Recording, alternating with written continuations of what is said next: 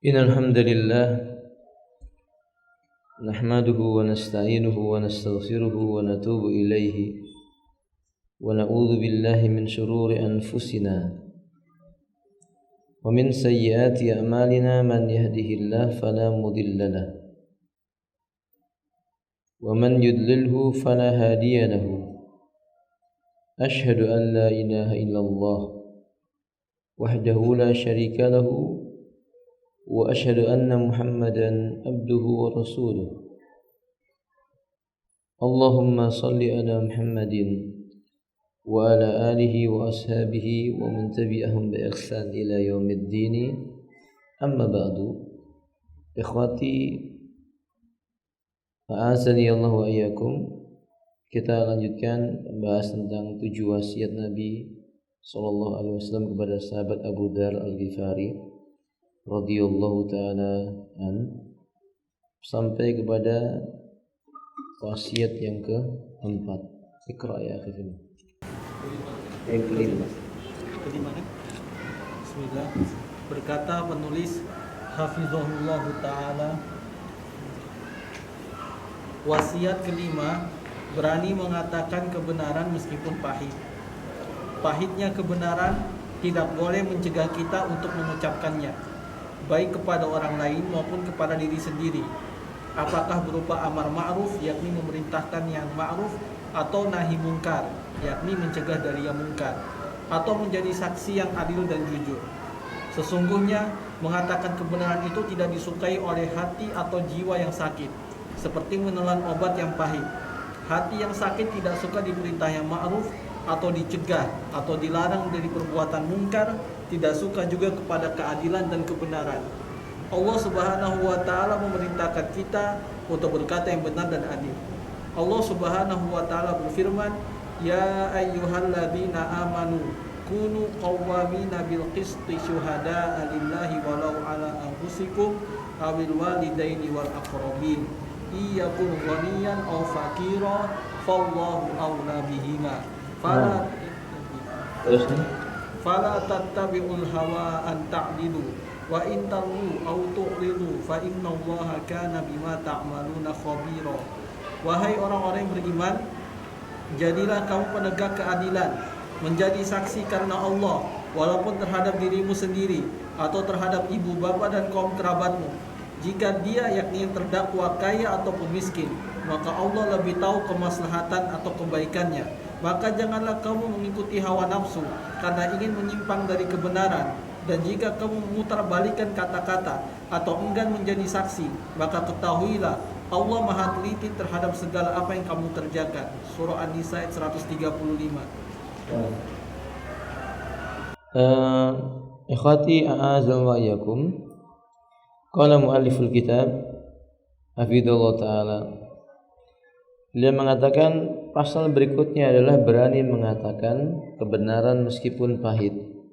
Ini sebagaimana ucapan Abu Dzar Al-Ghifari radhiyallahu ta'ala, awsani khalili sallallahu alaihi wasallam bisab'in. Kekasihku berwasiat kepadaku tentang 7 perkara.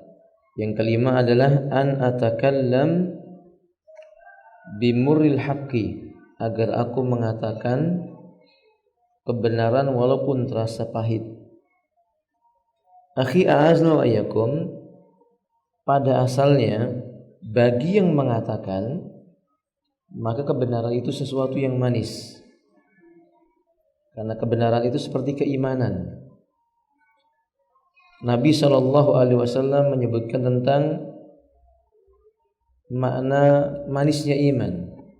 Salasatun man kunna fihi wajada halawatul iman. Kata Nabi, ada 3 perkara. Barang siapa yang 3 perkara itu ada pada dirinya, niscaya dia merasakan manisnya keimanan. Jadi pada hakikatnya keimanan itu manis, demikian pula kebenaran. Pada hakikatnya rasanya adalah manis. Manis bagi yang mengucapkannya.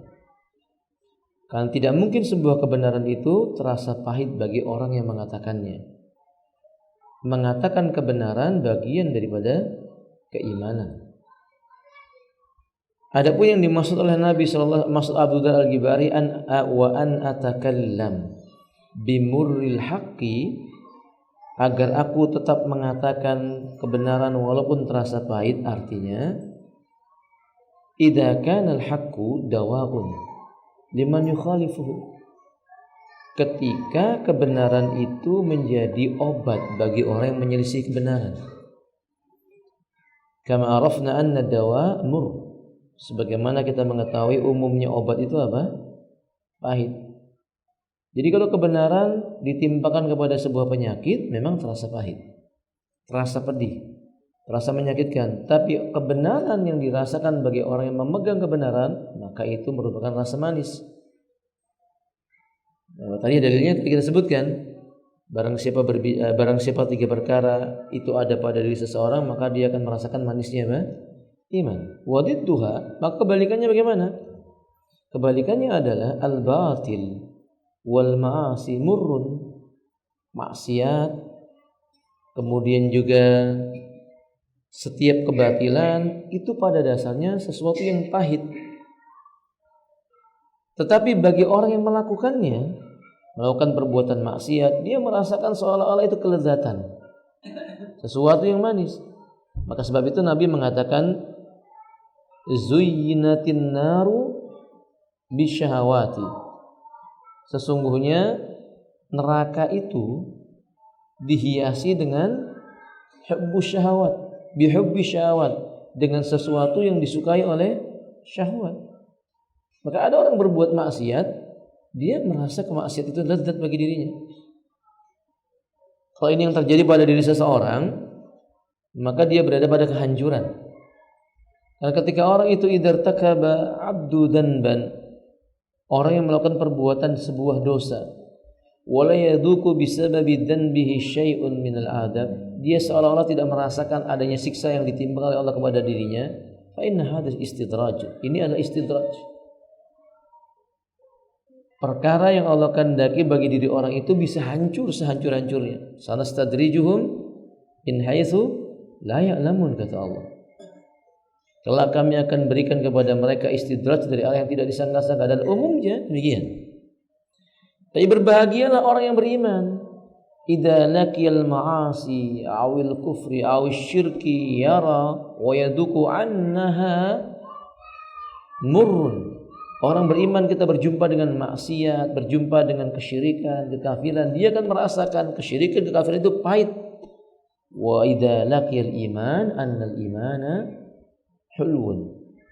Kalau seandainya dia itu menjumpai keimanan, kebaikan, kebenaran, dia akan jumpai rasanya manis. Tidak mungkin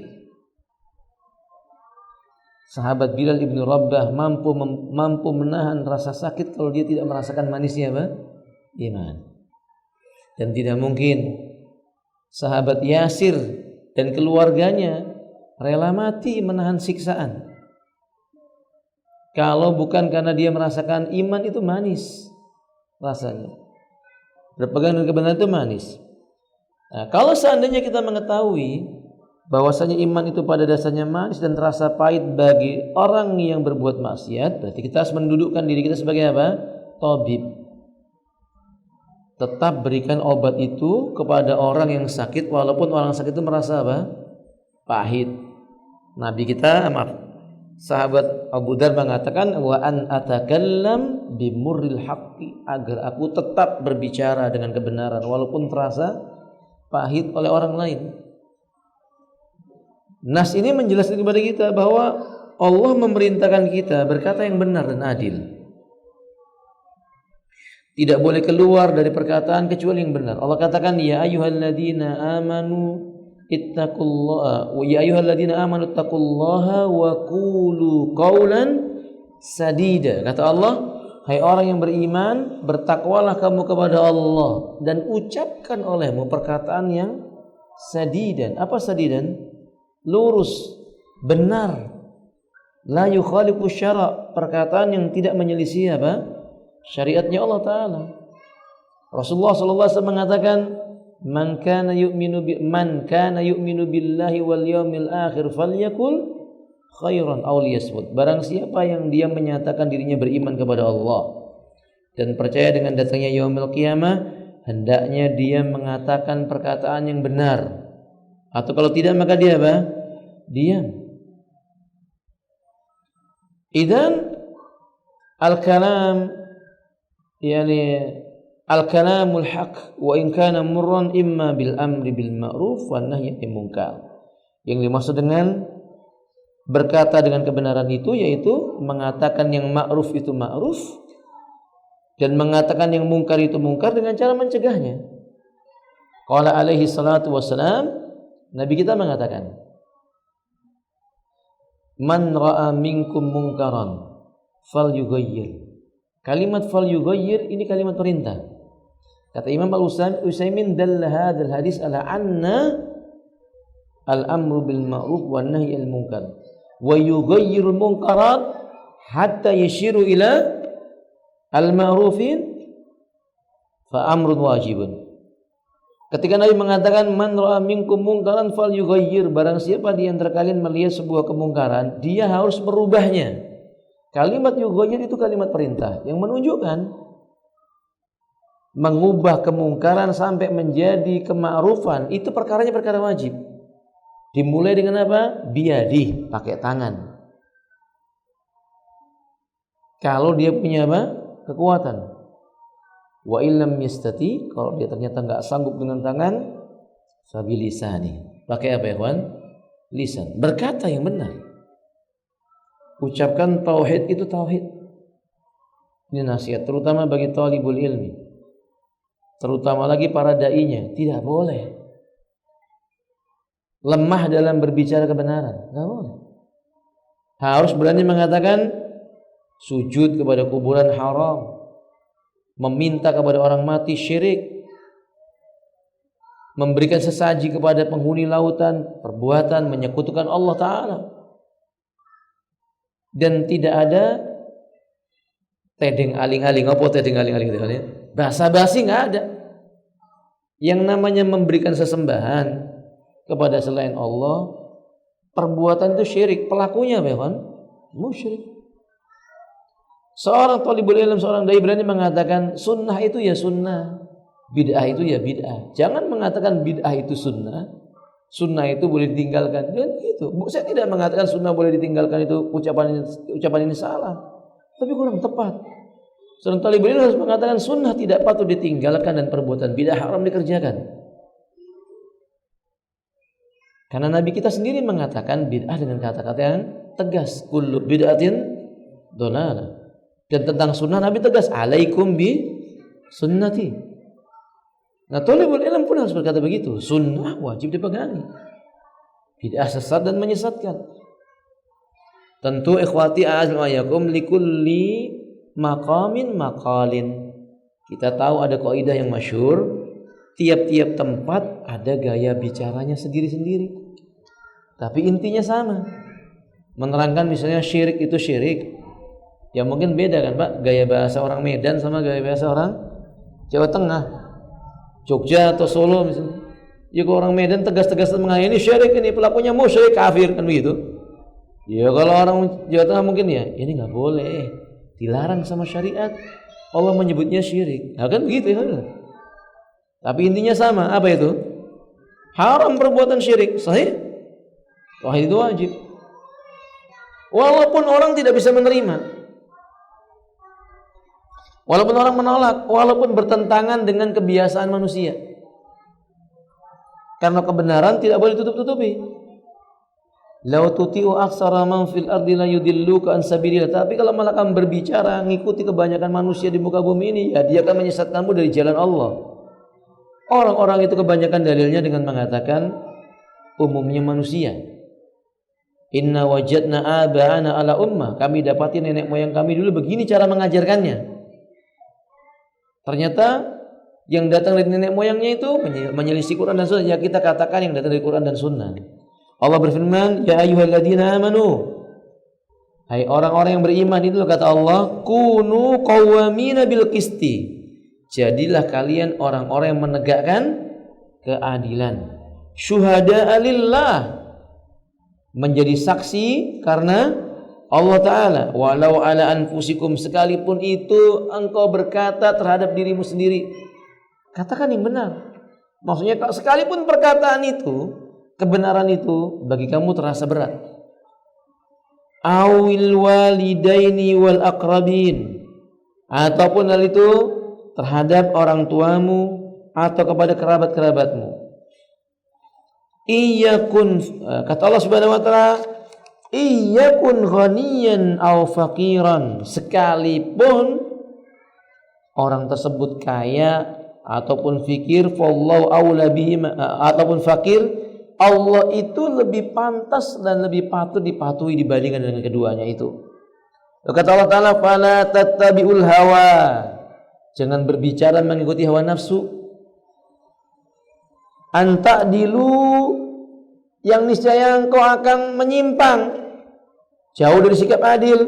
Wa intalu au tu'ridu, dan seandainya jika kamu memutar balikkan kata-kata atau enggan menjadi saksi, engkau berpaling, fa innallaha kana bima ta'maluna khabira, sesungguhnya Allah terhadap perbuatan kamu, apa yang kamu kerjakan, Dia Maha mengetahui. Ayat ini jelas memerintahkan kita untuk berkata sesuai dengan syariat.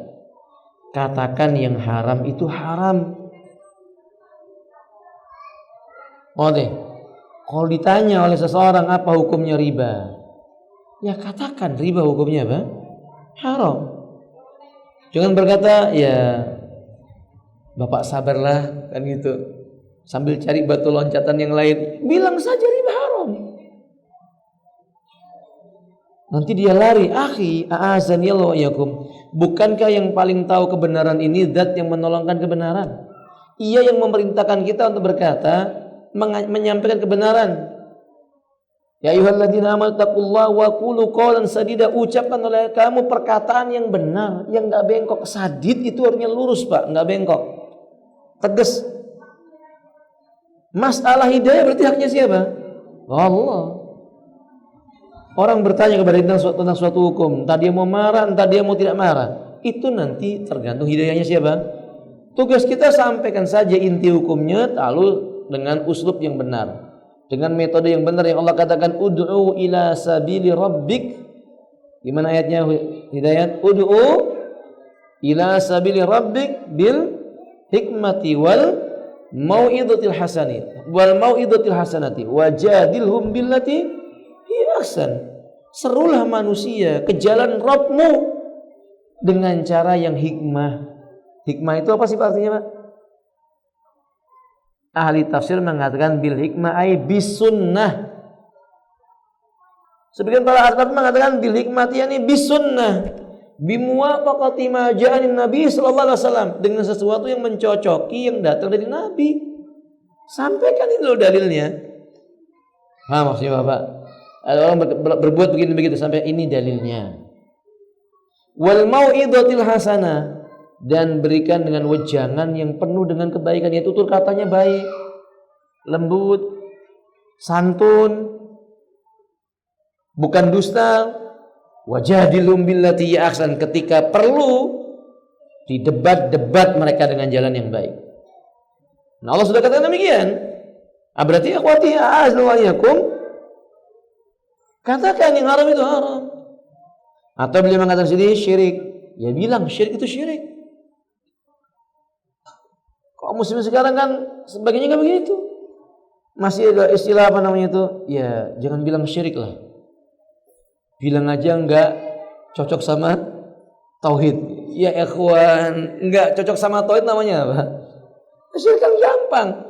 Orang itu kalau sesuai dengan syariat, Pak, gampang. Syariat mengatakannya apa?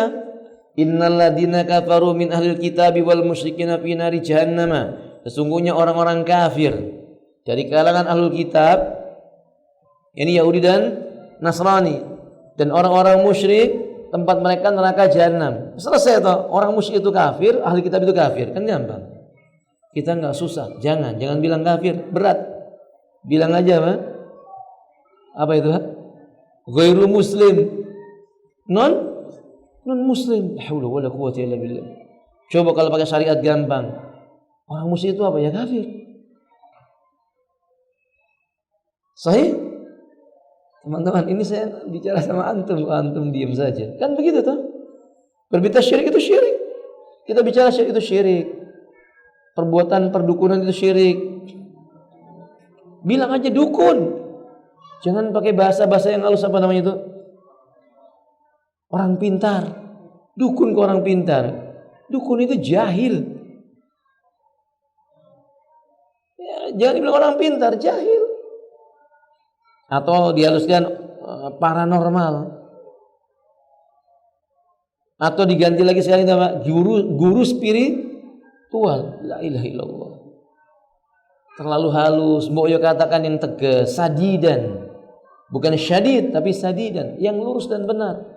Dukun, Nabi menyebutnya dengan dukun, kuhan, au kahin, au arraf, au sahir, tukang apa? Sihir. Nabi ucapkan begitu.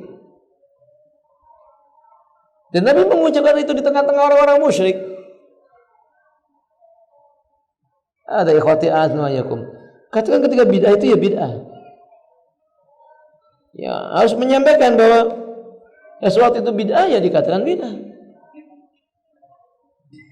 Nah, karena Nabi menyebutnya dengan bid'ah. Sahabat-sahabat aja mempopulerkan dengan istilah bid'ah. Seperti Abdullah ibnu Umar atau Abdullah ibnu Mas'ud seringnya mengucapkan mani betada'a, barang siapa berlaku bid'ah, kata dia. Atau misalnya ucapan Abdullah ibnu Umar, man istakhsana fid din faqad ibtada'a, barang siapa menganggap berbuat perkara baru itu baik, maka dia telah berbuat apa? Bid'ah. Ya, kita tinggal nyebutkan bid'ah. Di zaman sekarang orang pobi dengan istilah apa? Bid'ah. Kata dia dikit-dikit bid'ah, dikit-dikit bid'ah, apa-apa bid'ah, mobil bid'ah, motor bid'ah, pesawat terbang bid'ah. Ya berarti dia yang nggak paham agama. Bahwa yang dimaksud dengan bid'ah di sini adalah bid'ah dalam urusan apa ya kawan? Ad-din, urusan agama, urusan dunia. Dan ketika melihat sebuah kemungkaran, ya kita katakan mungkar. Akhi, konser musik mungkar atau bukan? Ya udah kita bilang mungkar. Konser musik itu mungkar, iya mungkar. Kok mungkar? Nabi yang mengatakan mungkar. Salah satu makna mungkar itu karena disebutkan kepada sesuatu yang haram. Musik itu haram. Nggak usah tanggung-tanggung. Musik hukumnya apa? Ya tergantung yang nanya. Enggak. Mau yang nanya A, B, C, tetap kita katakan musik hukumnya seperti Nabi berkata. Apa kata Nabi? Satakunu fi akhir zamani min ummati yastahillunna al-hirra wal harira wal ma'azifa. Akan ada di antara umatku di akhir zaman nanti itu dia akan menganggap halal, sutra, zina, dalam hadis yang lainnya khamr, kemudian Nabi katakan ma'azif. Apa ma'azif? Alat musik. Ustaz, itu kan yang diharamkan alat musiknya. Lah terus musik dari mana suaranya? Kan musik dari mana? Dari suara alat musik. Ya udah, Nabi katakan akan menganggap halal, berarti sebelumnya apa? Teman-teman, kata Nabi akan datang di akhir zaman di antara umatku menganggap halal sutra, zina, khamr, musik. Berarti apa sebenarnya? Haram. Itu baru namanya tegas. Itu namanya qaulun sadid. Dan Nabi yang mengatakan haram. Kenapa mereka mesti marah-marah ketika kita berkata bahwasanya musik? Lah Nabi yang mengatakan haram, bukan kita. Kita cuma nyampaikan. Kalau misalnya kita tawarkan hadis ini pada dia, coba tolong tafsirkanlah. Mereka yang mengatakan musik itu tidak haram, coba tafsirkan ayatnya. Maaf ini. Hadis ini tafsirnya gimana? Yang Nabi katakan akan ada lelaki di antara umatku menganggap halal. Menganggap apa? Halal. Berarti kira-kira apa artinya menganggap halal? Nanti dia berkata, oh menganggap halal maksudnya menganggap mubah. Lawannya mubah apa? Dia bilang makruh. Ya Allah. Maka akhirnya dia katakan musik itu enggak haram, cuma apa? Makruh. Begitu akhirnya. Itu namanya main-main dengan ayat dan hadis. Ada wallahu alam bishawab. Jangan sampai kita mengatakan sesuatu yang haram adalah halal, atau mengatakan sesuatu yang haram tadi itu dengan kiasan-kiasan yang membuat orang enggak paham lalu kebalik memahaminya. Kan banyak di antara manusia pada hari ini mengatakan sesuatu yang haram itu berbelit-belit, sehingga orang awam memahami, oh kalau gitu boleh-boleh aja, enggak apa-apa. Hadza wallahu a'lam bishawab. Nah, jangan terbalik, jangan sampai syirik dianggap tauhid, perbuatan bid'ah dianggap sunnah. Seperti sekarang ini, berbuat bid'ah dianggap itu ahlus sunnah. Seperti saya pernah terangkan kepada bapak-bapak, orang hobinya berbuat bid'ah, dari mulai awal sholat sampai akhir sholat bid'ah. Lalu beramal yang lainnya juga dibumbui bid'ah. Misalnya kalau ada orang begini, bahkan tingkah lakunya selalu diiringi dengan bid'ah. Giliran kita memanggilnya ahli bid'ah nggak mau. Bapak-bapak, Anda kalau menjumpai ada orang tiap ngelihat daun, oh ini jadi obat nih, bisa buat obat. Lihat rumput, ini obat ini nih. Lihat tanaman lumut, ini obat itu. Kita akan menyebutnya apa, Pak? Ahli dawa, ahli kedokteran, ahli pengobatan. Cocok nggak, Pak? Ya cocok karena dia sesuai dengan perbuatan dia. Fahim? Ada orang kalau bicara selalu pakai syair. Tiap ngomong satu kata ditambahi syair. Tiap ngomong beberapa kalimat tambahi syair. Kita menyebutnya apa? Ahli syair. Kalau ada orang berbicara, ini air ini kalau dalam botol ada filosofinya nih. Giliran ditumpah di gelas, ini juga ada filosofinya. Sampai ngomong masalah apa? Kopi. Cara minum kopi itu begini nih. Ini ada filosofinya. Kita menyebutnya apa? Ahli filsafat, kan itu. Nah sekarang kalau ada orang berbuat bid'ah, ahli apa, Pak? Kalau ada orang berbuat bid'ah, ahli apa namanya? Nggak mungkin ahli sunnah. Tapi aneh orang-orang itu. Dia mengatakan ini nggak apa-apa, ini bid'ah. Ya sudahlah, terserah antum. Antum mau nyebut itu bid'ah hasanah, antum mau nyebut bid'ah apapun. Kami mau nyebut antum ahli bid'ah. Tapi dia nggak mau. Dia maunya disebut apa? Dia maunya disebut ahlus. Itu kan aneh namanya. Kok enggak apa namanya itu? Kok enggak mau menyesuaikan dengan keadaannya? Ya mestinya kalau ngaku ahli sunnah ya berbuat sunnah lah. Tinggalkan apa? Beda. Sebagaimana kalau bapak hari ini berbuat sunnah, ngamalkan sunnah, cinta dengan sunnah, yang dibaca kitab-kitab sunnah, diamalkan hadis-hadisnya Nabi, tiap tingkah lakunya berdasarkan sunnah Nabi, ya pantas disebut dengan apa? Ahlus sunnah. Ada ya ikhwati ya. Makanya kata beliau, jangan sampai terbalik. Sekarang ini terbalik, Pak. Kita yang ngamalin sunnah dibilang sesat. Nah, malah yang berbuat bid'ah dia bilang apa? Ahli sunnah. Fa inna lillahi wa inna ilaihi rajiun. Ini musibah. Atau hal yang mungkar dikatakan ma'ruf. Akhi, orang dakwah itu kan ma'ruf. Ngajak supaya bertauhid, ngajak orang niru tingkah lakunya Nabi. Pertanyaan saya, apa tingkah laku Nabi itu ada yang jelek, Pak? Enggak ada. Orang yang mengatakan tingkah laku Nabi ada yang jelek, dia pasti kafir, murtad dari Islam kalau dia beragama Islam tadinya. Karena Allah mengatakan laqad kana lakum fi rasulillahi uswatun hasanah. Sungguh pada diri Rasulullah itu ada suri tauladan yang baik bagi kalian. Berarti pada diri Rasulullah itu tidak ada yang tertinggal kecuali kebaikan semua. Kita ngajak orang untuk niru Nabi. Dari mulai cara makannya, cara Nabi makan, celananya, pakaiannya, maksudnya tingginya pakaian bagaimana, panjangnya pakaian bagaimana, niru Nabi. Masa dibilang mungkar? Saya katakan tidak mungkin ada seseorang berani berkata niru Nabi itu kemungkaran, melainkan dia pasti setan berbentuk manusia. Kalau enggak manusia yang sudah kemasukan apa? Setan. La syakka wala raiba. Kalau di zaman Nabi SAW yang benci sama tingkah lakunya Nabi itu orang munafik. Orang musyrik, Pak, orang musyrik dari sisi perbuatan Nabi itu enggak ada yang benci sama Nabi. Dicintai Nabi itu sama orang musyrik. Sebelum Nabi mengatakan la ilaha illallah, Nabi cintai. Tiap Nabi bicara didengarkan. Buktinya mana, Pak? Nabi naik ke atas gunung sambil berkata, "Ya ma'syara Quraisy, Itu datang Pak, berbondong-bondong orang Quraisy. Karena mereka tahu Nabi kalau ngomong pasti apa? Manfaat. Nggak ada yang benci sama akhlaknya Nabi, nggak ada. Nggak ada orang-orang Quraisy yang mencela Nabi ketika celananya di atas mata kaki, nggak ketemu Pak. Anda nggak akan ketemu orang Quraisy mencaci maki Nabi dari sisi pakaiannya. Orang zaman sekarang itu nemen. Tahu nemen Pak? Apa ya nemen itu? Hah? Udah parah. Nemen itu parah banget. Udah parah banget. Yang dicela itu bukan hanya ajarannya Nabi, sampai tingkah laku Nabi yang dipraktekkan oleh orang-orang yang mencintai Nabi dicela sama dia. Orang yang celananya cingkrang dicela. Orang yang memanjangkan apa? Jenggot juga dicela. Ke masjid sholat berjamaah dicela. Bikin pengajian untuk membuat orang gampang nangis kalau ingat dosa, bisa berkata lemah lembut kepada orang tua, memuliakan yang lebih tua dan menghormati yang muda, dibilang membuat kerusakan. Ya Allah, ya Rahman, ya Rahim, Engkau menjadi saksi ya Allah. Ini wakil kata.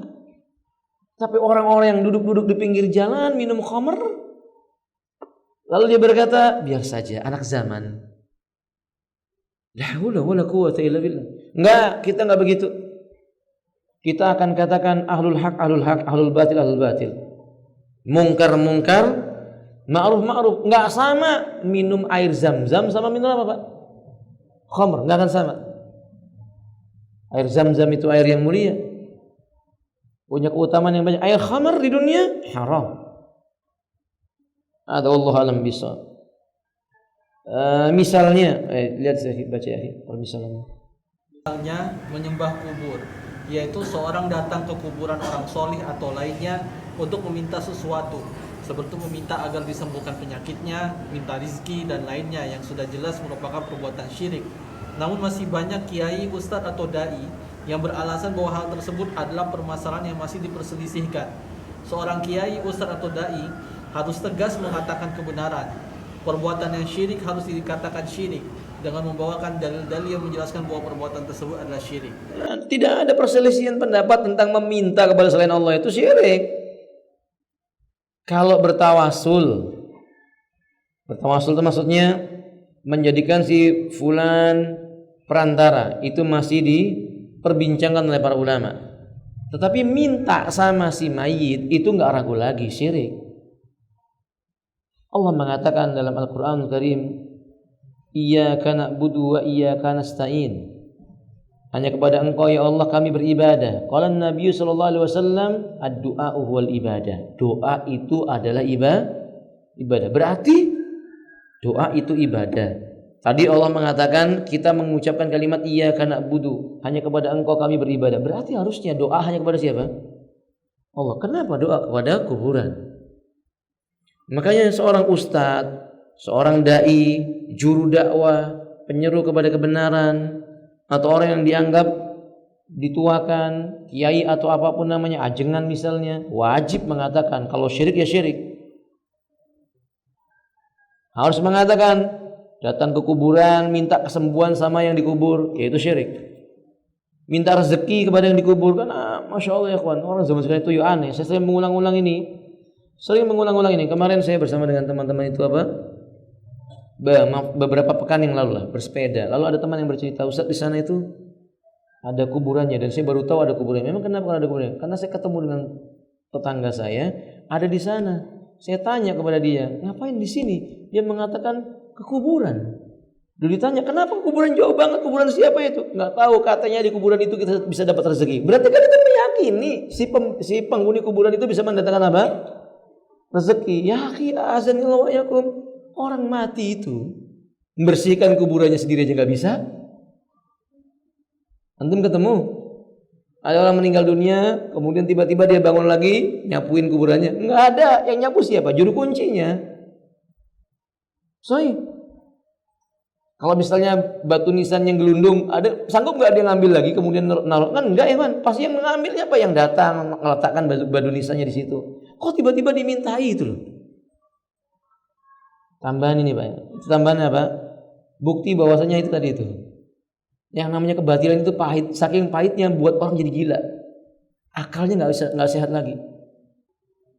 Syirik itu pahit, saking pahitnya ngeracuni apa? Akalnya. Akal sehatnya nggak jalan. Sahih Bapak? Sedikit menyimpang dari pembahasan. Bapak lihat, orang musyrik itu susah, hidupnya nggak tenang, pahit aja rasanya, akalnya nggak jalan. Nggak bisa membedakan mana yang harus kerjakan dan mana yang tidak. Bapak lihat, orang mau bikin rumah, pohon pisang taruh di mana? Kuda-kudanya. Kasih lagi kelapa di atasnya. Hasil panen digantungkan dia. Buat apa coba? Coba kalau dia punya akal sehat dikit aja, turun kasihkan ke orang fakir, manfaat. Sahih Bapak? Antum lihat Bapak, orang itu kalau berbuat kesyirikan memang akalnya nggak lagi digunakan dengan cara yang baik. Datang ke mbah dukun, minta apa itu Pak? Minta kaya.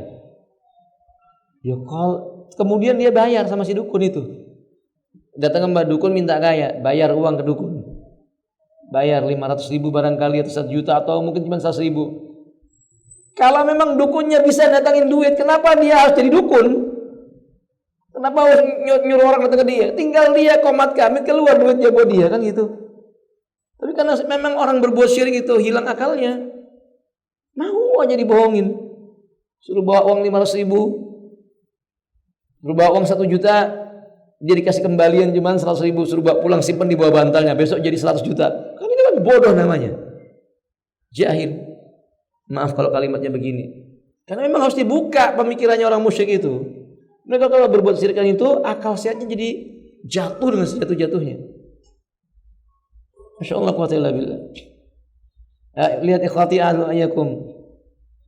Gara-gara kena kejatuhan cicak. Kejatuhan cicak. Bingung cari mandi khusus. Air 2 ember campur sekian bunga. Kejatuhan kotoran cicak nggak dicuci. Padahal kotoran cicak itu najis. Sementara tubuhnya cicak nggak najis. Paham sih maksudnya apa? Itu kan bukti orang musyrik itu apa? Akalnya apa? Hilang. Nah, kita ini begini. Juru dakwah, thalibul ilm harus sampaikan. Sampaikan syirik itu syirik. Enggak boleh ditutup-tutupi dengan alasan apa? Budaya. Perbuatan syirik dikasih label biar enggak menakutkan, apa labelnya? Apa namanya? Kearifan lokal. La haula wala quwwata illa billah. Syirik itu lo arif dari sisi mana? Coba ya teman-teman. Coba nanti cari dalam kamus bahasa Indonesia, arif itu maknanya apa sih? Hah? Kalau saya balik bijaksana itu apa? Orang Indonesia arif dan bijaksana, ya sudah, arif dan bijaksana itu apa artinya? Arti arif dan bijaksana itu lempeng, tidak menabrak aturan-aturan agama, itu namanya arif. Coba cari agama mana yang memperbolehkan perbuatan syirik. Nggak ada. Hatta orang musyrik nggak mau disebut syirik Pak.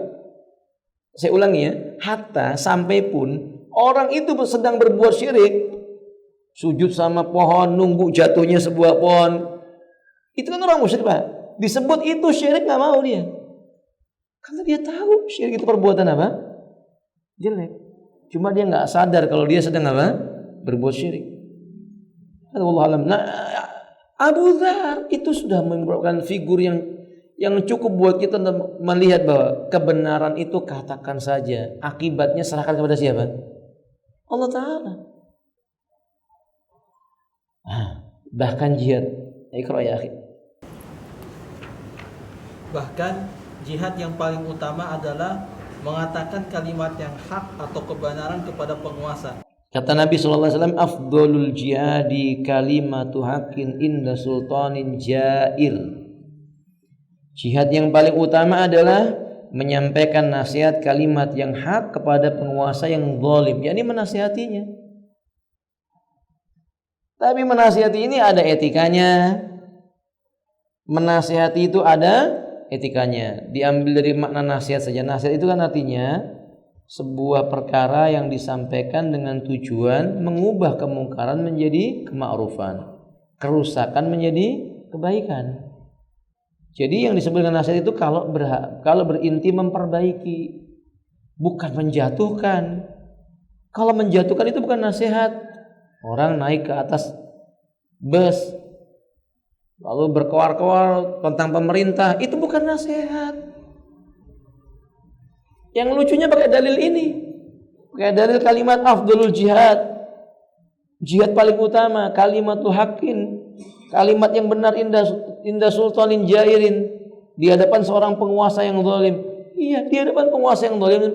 Ulama mana yang menafsirkan maknanya adalah memburukkan di depan orang banyak? Enggak, para ulama mempraktekkan hadis ini dengan cara apa? Datangi pemimpinnya. Cuma berdua, tidak ada yang mengetahuinya. Ia berbicara empat mata antara dia dengan si pemimpin. Dia sampaikan nasihat, qala Allah, qala Rasul. Dia memohon pertolongan kepada Allah, sudah itu tinggalkan. Paham? Bukan disebutkan aibnya. Sebagian orang sudah benar caranya. Pertama di awalnya datang kepada pemimpin, dinasihati, disampaikan dalil, lalu ditinggal. Tapi besoknya diceritakan, sudah saya nasihati si fulan sampai nangis-nangis dia itu. Sampai keluar air matanya itu. Kita lihat dia mau berubah atau enggak. Ya kawan, bukan begitu nasihat. Makanya berkata di hadapan pemimpin yang zalim itu enggak gampang. Anda lihat apakah Musa datang menasihati Fir'aun itu berkoar-koar di depan orang banyak, padahal Musa lebih baik dibandingkan kita? Anda lihat Fir'aun itu sangat amat zalim. Enggak sezalim pemimpin kita, pemimpin yang ada di bukan pemimpin kita maksudnya. Pemimpin-pemimpin yang ada di muka bumi ini enggak sezalim itu. Enggak sezalim Fir'aun. Tapi Musa diperintahkan sama Allah bagaimana? Datang ke Fir'aun, bukan mengumpulkan massa lalu memprovokasi Fir'aun itu begini, enggak Pak. Allah perintahkan kepada Harun dan Musa dan Harun pergi ke Fir'aun. Apa katanya? Allah Ta'ala, wa qula lahu qawlan layyina. Ngomong kepada Fir'aun, hai Musa dan Harun, dengan kalimat yang layyin. Apa itu layyin? Santun, lemah, lembut. Itu namanya kalimatul haq. Sekarang enggak. Masya Allah di media sosial caci makian luar biasa. Kalau di mimbar-mimbar Jumat membongkar aib pemimpin dia nggak biasa. Lalu dia katakan itu jihad, itu jahat, bukan jihad. Jihad itu dengan yang datang dari Nabi Shallallahu Alaihi Wasallam, bukan memperbaiki, itu merusak. Nah, hadza ikhwati a'azzallahu. Jadi demikian kata beliau. Selanjutnya akhir.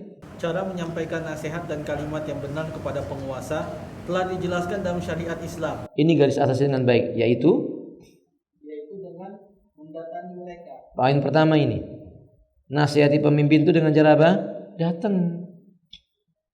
Datang ke pemimpin. Sebagian orang kan beralasan, saat kita nggak bisa ketemu pemimpin, dihalangi, prosedurnya terlalu sulit, begini dan begitu. Antum bisa pakai risalah, tulisan. Nggak sampai Ustaz, antum jangan suudzon. Tanamkan niat yang kuat dulu.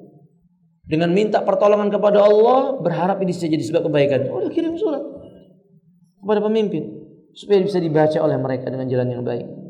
Itu cara ini yang pertama garis atas dengan tebal. Bukan bikin liko ngumpul 10 orang, pembicaranya bicara tentang kejelekan pemimpin A, kejelekan pemimpin B, kejelekan pemimpin C, bongkar bobot-bobotnya. Itu namanya bukan nasihat, itu namanya ghibah. Fahim? Ada Allah alam bisawab. Yang kedua, dan menasihati mereka dengan cara yang baik. Yaitu apa maksudnya dengan cara yang baik? Ya tidak ada jalan kecuali dengan Quran dan Sunnah. Maksudnya dengan metode uslub yang datang dari Quran dan Sunnah dan kalimat-kalimat yang dipakai oleh Allah dan Rasulnya untuk menasihati manusia. Pakai Quran dan hadis. Ya nggak harus dibacakan ayatnya lah, tapi bagaimana ayat itu maknanya sampaikan dengan lemah lembut. Ini yang dimaksud dengan cara yang baik. Termasuk cara yang baiknya itu apa bilang? Berdua-duaan atau berkholwat, tidak boleh dengan yang lainnya. Tidak dilihat oleh orang lain. Ya akhi, permisalan yang kecil aja. Antum bapak punya anak antum nasihati di depan orang lain, marah tidak? Lah itu baru bapak sama anak. Lalu gimana kalau ini pemimpin yang memimpin begitu banyak umat, diceritakan kejelekannya ke orang lain, ya dia bisa menggunakan kekuatannya merusak umat akhirnya, bukan nasihat tapi jadi kerusakan. Lanjutkan ya, akhi. Jika tidak bisa, dapat dilakukan dengan menulis surat atau melalui orang yang menjadi wakil mereka. Tidak dengan mengadakan orasi, provokasi, demonstrasi, dan tidak boleh pula menyebarkan aib mereka melalui mimbar, ceramah, khutbah Jumat dan yang lainnya. Nah, akhi, antum lihat nih dakwah Ahlussunnah yang dituduh sama orang garis keras itu loh. Kita ini Ahlussunnah, ngaji sunnah dikatakan kelekan dan garis keras. Allah hukum kalimat itu kembali kepada yang mengucapkannya. Karena memang Nabi mengatakan, man qala li akhihi ya kafir. Barang siapa berkata kepada saudaranya wahai kafir. Ini maknanya umum. Hai kamu kafir. Hai kamu orang yang garis keras. Hai kamu orang yang begini dan begitu. Pokoknya begitu, Pak. Kata Nabi SAW, itu akan terjadi. Kalau tidak kepada yang dituduhkan, kembali kepada siapa? Yang menuduh.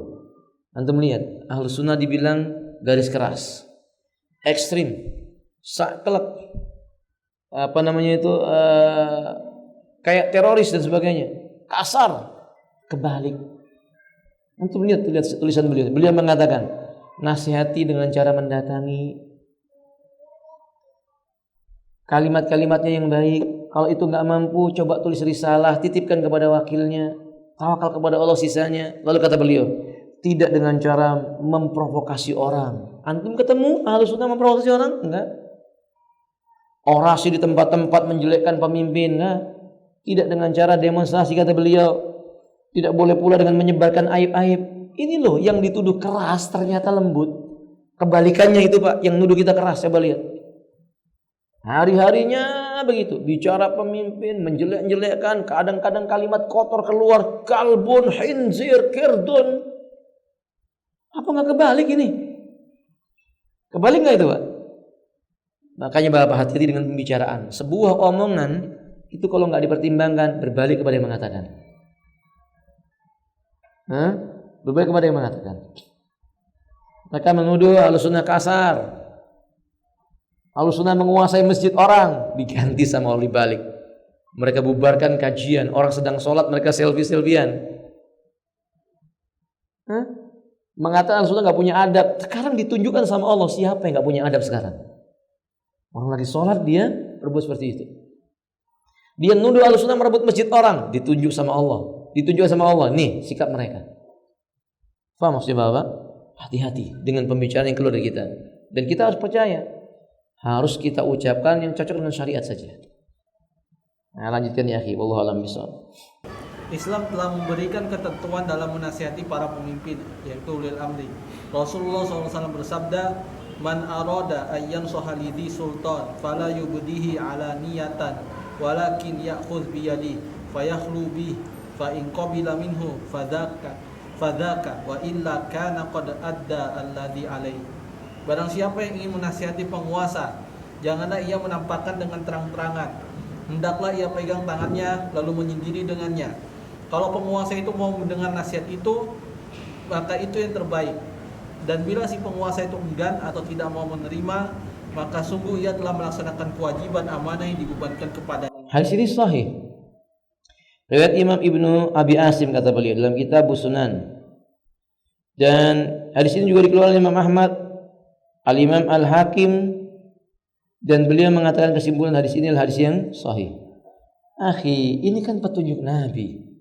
Wahai saudaraku kaum muslimin, kita sudah mengucapkan kalimat wa asyhadu anna Muhammadan abduhu wa rasuluh. Konsekuensinya kita ambil yang datang dari Nabi kita. Akhi, bila orang berkata tapi kan kata Ustadz fulan, tapi kan kata ulama mujtahid fulan, kita katakan tapi Nabi yang mengatakan. Paham? Nabi yang mengatakan, man arada ayyan saha li sultanin, barang siapa ingin menasihati penguasa, mungkin karena kezaliman penguasa, fala yubdihi alaniyatan, jangan dia menasihatinya dalam keadaan terang-terangan di depan orang banyak, enggak boleh. Kata Nabi sallallahu alaihi wasallam, walakin ya'khudhu biyadihi, cobalah ambil tangannya, gandeng dia. Fayakhlu bihi, berdualah dengannya. Fa in qabila minhu fadaka. Kalau dia terima nasihatmu, itulah tujuannya. Alhamdulillah. Wa illa, kalau dia enggak mau menerima, kana qad adda alladhi alaihi, dia sudah menunaikan amanah yang harus dia sampaikan. Urusannya dia dengan Allah Ta'ala, urusan si pemimpin dengan Allah Subhanahu wa Ta'ala sudah dinasihati. Kita tinggal berdoa kepada Allah Subhanahu wa Ta'ala. Ini petunjuk Nabi. Kalau ini dilakukan, insya Allah negeri ini akan aman. Tapi Ustaz, kedolimannya berjalan terus menerus, berarti kita koreksi diri. Karena pemimpin kita itu dolim, karena kita juga dolim. Paham? Ya nggak mungkin lah kalau kita orang yang adil, pemimpinnya apa? Dolim. Sebagaimana tidak mungkinnya burung merpati dipimpin sama siapa? Gurab. Apa gurab? Gagak. Nggak mungkin lah burung merpati pemimpinnya gagak. Atau nggak mungkin lah apa? Bebek pemimpinnya burung merak. Nggak mungkin. Ya bebek pemimpinnya ya bebek. Sahih apa? Nah kami katakan dalam masalah ini, ya, ini penting. Kadang-kadang seseorang tidak merasa nyaman ketika kebenaran disampaikan kepadanya, namun kebenaran harus tetap disampaikan, kata beliau. Disampaikan. Sebagaimana kita menasihati orang lah Pak, nasihati orang, dia nggak menerima nasihat kita, ya begitulah. Pemimpin dinasihati kadang-kadang dia nggak terima. Urusan dia dengan Allah Subhanahu Wa Taala. Tapi kita katakan yang benar itu benar. Yang hak itu hak walaupun pahit. Dalam menyampaikan kebenaran seseorang harus memperhatikan ketentuan berikut ini penting. Nah, kita kejar ini ya kawan supaya dapat selesai. Fadhol. Pertama, ikhlas karena mengharap wajah Allah. Ini paling penting. Ini poin paling penting dan sudah banyak penjelasan para ulama dalam memberi nasihat itu. Poin terpentingnya adalah ikhlas. Tidak mengharapkan secuil pun dari dunia ini. Tidak mengharapkan dunia, tidak mengharapkan pujian, tidak mengharapkan dilihat orang, tidak mengharapkan penghargaan. Dia nasihati.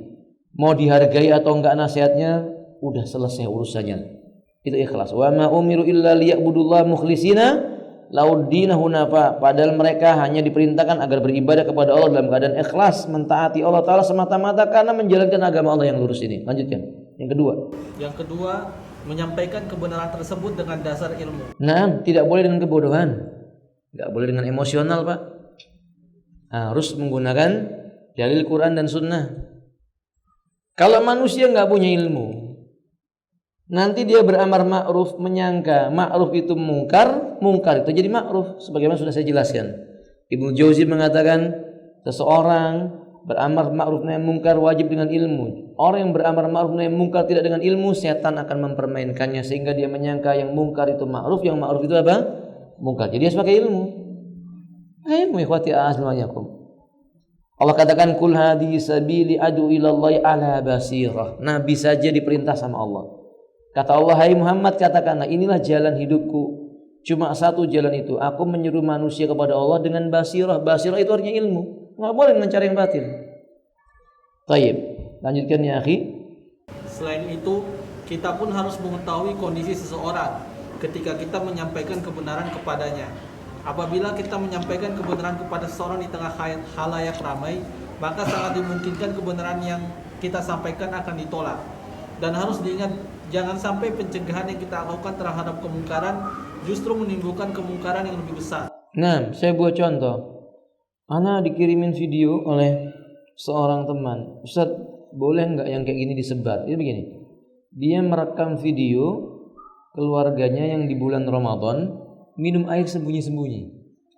Paham? Dia bawa beberapa orang temannya. Lalu ketanggap, wah kamu ngapain lagi minum ya? Enggak, saya lagi mandi, lagi siram. Antum lihat Pak itu Pak. Orang itu kalau dinasehati, di banyak orang nolak. Iya toh? Coba ketika dia minum itu, katakan kepadanya, akhi, antum mau mandi ya? Ya sudah, habis tinggalkan. Nanti dia berpikir, besoknya baru dikatakan, anak sebenarnya tahu antum itu mau membatalkan puasa. Jangan ya akhi, bertakwa kepada Allah. Enggak ada yang bisa melihat antum, tapi Allah melihat. Itu lebih baik. Lalu saya tanya kepada teman itu, ini sudah disebar belum? Sudah disebar Ustaz, lewat YouTube. La haula wala quwwata illa billah. Itu bukan nasihat, itu namanya memburukan siapa? Orang lain. Kan yang tadinya tahu cuma 1-2 orang, ini jadi satu dunia tahu kebohongannya. Paham maksudnya Bapak? Itu bukan nasihat, itu bukan nasihat. Itu keburukan. Nah manusia itu begitu fitrahnya, nggak suka. Aib jadi sebagian orang lain dia nggak suka. Nah lanjutkan ya akhi. Apabila Anda menyampaikan kebenaran, maka harus mempertimbangkan antara maslahat dan mafsadat. Maksudnya yang Anda sampaikan ini walaupun itu benar, kalau Anda sampaikan nilai kerusakannya nanti makin besar atau tidak. Misal berkata pemimpinnya bohong, pemimpinnya kadzdzab, pemimpinnya cuma ngumbar janji. Lalu dia marah, mengerahkan kekuatan perangnya, membinasakan yang mengatakan dan yang di sekelilingnya, kan berarti mudarat. Ditimbang masalah dan mudaratnya. Lanjutkan masalah dan mafsadahnya. Jadi bukannya sekedar menyampaikan kebenaran saja, harus difikirkan tentang maslahat dan mafsadat. Sebagaimana yang telah diketahui dalam kaidah usul, ad-dararu la yuzalu bid-darar. Nah, kejelekan tidak boleh dihilangkan yang mengakibatkan timbul kejelekan yang lebih besar. Paham? Nggak boleh keburukan itu dihilangkan dengan keburukan yang menimbulkan keburukan yang lebih besar. Nggak boleh. Ada kaidah yang lainnya, darul mafasid muqaddam ala jalbil masoleh. Mencegah kerusakan lebih didahulukan daripada mengambil beberapa manfaat. Lanjutkan ya, poin yang ketiga. Ketiga, lemah lembut. Nah ini penting Bapak. Amar ma'ruf nahi mungkar, menasihati orang itu yang santun, yang lemah lembut. Walaupun nanti berkata ini karakter saya Ustaz, saya orangnya nggak tahan-tahanan Ustaz. Ya nggak boleh lah. Syariat kan melarang. Ya antum paksakan diri antum lemah lembut kalau mau menasihati orang. Sebagaimana antum secara pribadi nggak akan suka dinasihati dengan cara yang apa? Kasar. Kita itu Bapak, sekasar apapun nggak suka kalau orang nasihati dengan kasar. Sahih? Berarti nasihati orang lain dengan cara lemah lembut. Allah mengatakan, Nabi berkata, inna rifqa la yakunu fi syai'in illa zanah, wa la yunza'u min syai'in illa syana. Lemah lembut itu tidaklah ada pada sesuatu melainkan akan menjadi indah. Dan tidaklah dicabut dari sesuatu melainkan menjadi kotor dan rusak. Ini usul lemah lembut. Yang terakhir, keempat, sabar. Sabar adalah konsekuensi dari berdakwah kepada Allah. Karena dakwah kita tidak selamanya diterima oleh manusia.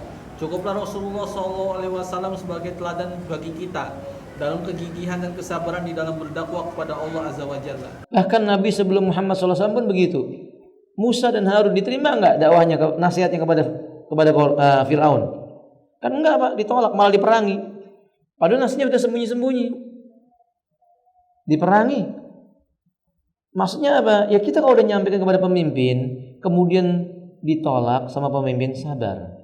Saya tambahkan poin yang kelima, doa. Berdoa kepada Allah, ini yang paling utama. Didoakan pemimpinnya biar dapat apa? Hidayah. Bukan dengan doa celaka dan binasa. Ada wallahu alam bisawab. Selesai poin yang kelima Bapak secara ringkas. Nah, mudah-mudahan yang sedikit ini bermanfaat. Poin yang keenamnya insyaallah kita akan membahas apa? Tidak takut celaan orang yang suka mencela dalam berdakwah di jalan. Ini bab yang penting. Kemungkinan bab ini akan saya bahas 2 kali pertemuan karena walaupun di sini cuma beberapa lembar, tapi ini bab penting. Bab berkaitan tentang apa namanya? Sifatud dai, awid duat ila Allah taala. Sifat-sifatnya dai dalam berdakwah di jalan Allah taala. Insyaallah demikian teman-teman. Ada pertanyaan sebelum ditutup? Fadhal.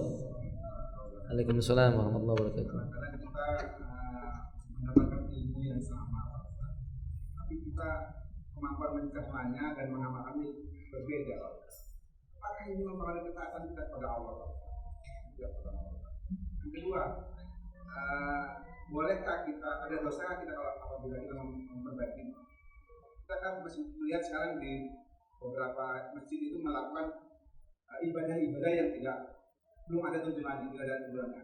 Bolehkah kita mengkoreksi melalui dakwah agar jemaahnya tidak tersinggung, bahwa mungkin melalui misalnya ada kajian-kajian kita timbulkan, kita akui sebagai pertanyaan kemudian bisa dipahami oleh jemaahnya. Wajib. Soal kedua yang saya jawab dulu, wajib. Baik kita tetap menyampaikan yang hak itu hak, tapi kan uslubnya. Yang terpenting adalah uslubnya, metodenya. Kalau misalnya ada sebuah tata cara, ritual-ritual atau cara ibadah yang menyimpang dari Quran dan Sunnah, kita terangkan hukum ritualnya. Bukan harus mengatakan seperti yang dilakukan oleh si fulan, seperti yang di masjid fulan itu begini begitu. Itu bukan dakwah namanya. Tapi kita menyebutkan saja kekeliruannya. Misalnya orang salah dalam beribadah dengan cara seperti ini, terangkan yang benar begini, ini dalilnya. Tata cara seperti ini tidak dibenarkan, tanpa menyebutkan persen-persennya. Begitu dakwah. Dan tidak boleh diam. Kalau saya diam, bapak-bapak diam, orang lain diam, siapa yang akan menasihatinya? Maka harus ada orang yang berbicara, mengatakan ini salah, tata cara begini ini keliru. Dzikir sesudah sholat berjamaah bareng-bareng dengan suara dikeraskan. Udah bareng-bareng dikeraskan, kita harus terangkan. Ini nggak datang dari Nabi, sahabat tidak mengerjakan, kitab-kitab fikih tidak menyebutkan, bahkan Imam Syafi'i tidak mengajarkan. Oke? Tanpa menyebutkan kayak yang di masjid fulan, nggak begitu. Lalu kita serahkan urusannya kepada siapa? Allah. Hidayah kan dari Allah SWT. Itu harus disampaikan, nggak boleh diam. Ustaz, mestinya misalnya dekat rumah saya, nah udah nyebut, nggak perlu disebutkan. Kalau ada misalnya Anda di masjid itu lalu berkata, Ustaz, bagaimana hukumnya kalau ada orang beribadah dengan cara begini dan begitu, orangnya ada di depan kita, itu bukan nasihat namanya, Pak. Itu menjatuhkan. Waduh, gimana yang benar kalau begitu? Yang benar adalah kalau orangnya misalnya sedang ada di situ, antum bertanya lain waktu, cari hujahnya dari ustadz, sudah kumpulkan hujah, lalu antum jumpai, Pak, kemarin saya tanya dengan ustadz ini begini nih, sepertinya yang bapak lakukan ada yang perlu dikoreksi. Ini kan berdua, nggak ada orang lain.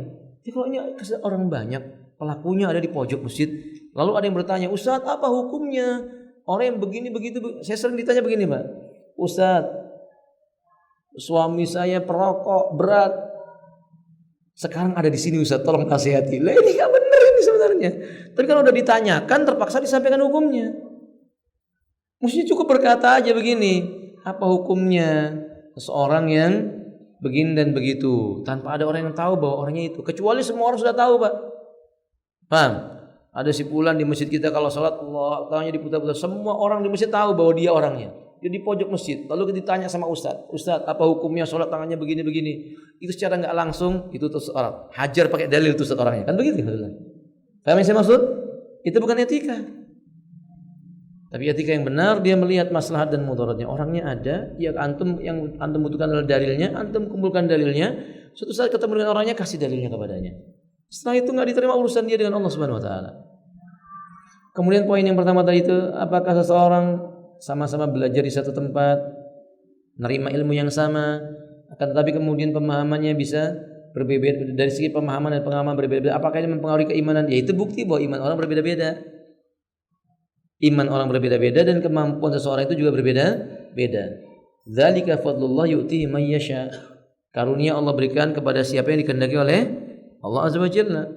Tapi tidak menunjukkan bahwa pada diri orang itu ada keburukan, tidak. Selama pemahamannya masih benar. Wallahu taala alam bisawab.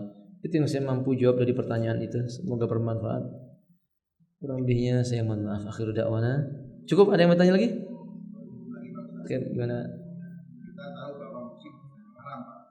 Nah, Tapi yang saya pahami bahwa orang bermusik itu adalah juga bakat.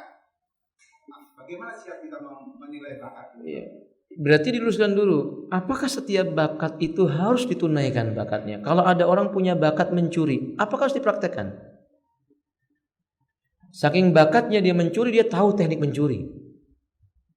Iya, dipraktekkan. Caranya gimana? Dia bekerja di kepolisian untuk mengetahui ciri-ciri pencuri, baru benar.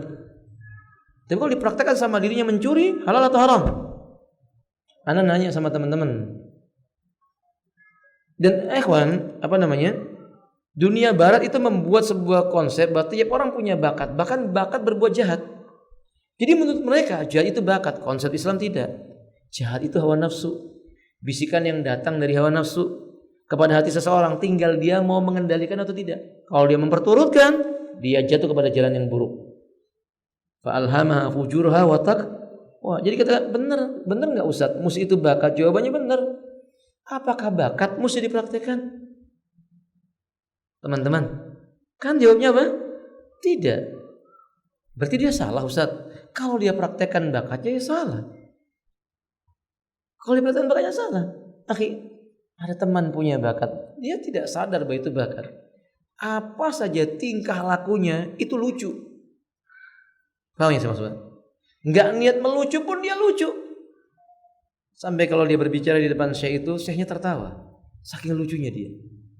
Tapi pertanyaannya, apakah dengan kelucuannya dia itu harus membuat orang tertawa terus? Enggak. Ada saatnya dia tahan biar tidak tampak lucu. Tapi menakjubkan saya, kalau saya di depan dia, dia tahan lucunya, makin lucu itu orang. Maka apa berarti ikhwanakum? Karena lucu ini nggak diharamkan, ya boleh berarti. Beda sama yang tadi itu. Apa? Musik. Bapak, orang pandai meracik obat-obatan bakat atau bukan? Bakat. Karunia Allah juga. Jadi kalau dia yang racik racun, biar jadi apa namanya itu? Sobu-sobu. Sobu-sobu atau sabu-sabu? Harus dipraktekkan tidak? Tidak. Tidak. Orang punya bakat menipu, boleh nggak dipraktekkan, Mbak? Boleh di medan perang.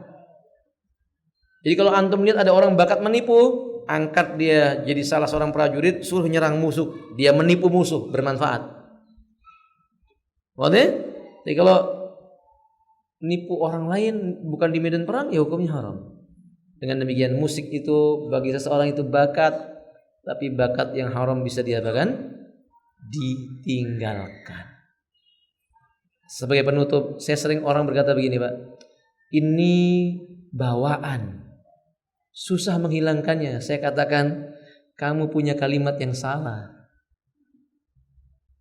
Bapak-bapak kalau bawa keranjang kanan dan keranjang kiri berat, kira-kira diapakan, Pak? Ini lho Pak gambaran, Bapak ini sedang bawa keranjang di kanan, di kiri, berat ini, diapakan Pak? Diletakkan, ditinggalkan. Berarti kalau memang itu bawaan, mestinya bisa diapakan Pak? Ditinggalkan. Itu cuma perumpamaan kecil saja. Bukan dalil Quran loh. Anda jangan nanya hadisnya mana itu Ustaz, enggak ketemu. Itu hanya untuk mengingatkan kepada kita bahwasanya begitulah. Bakat memang ada pada diri seseorang, tapi ketika itu haram jangan diperturutkan.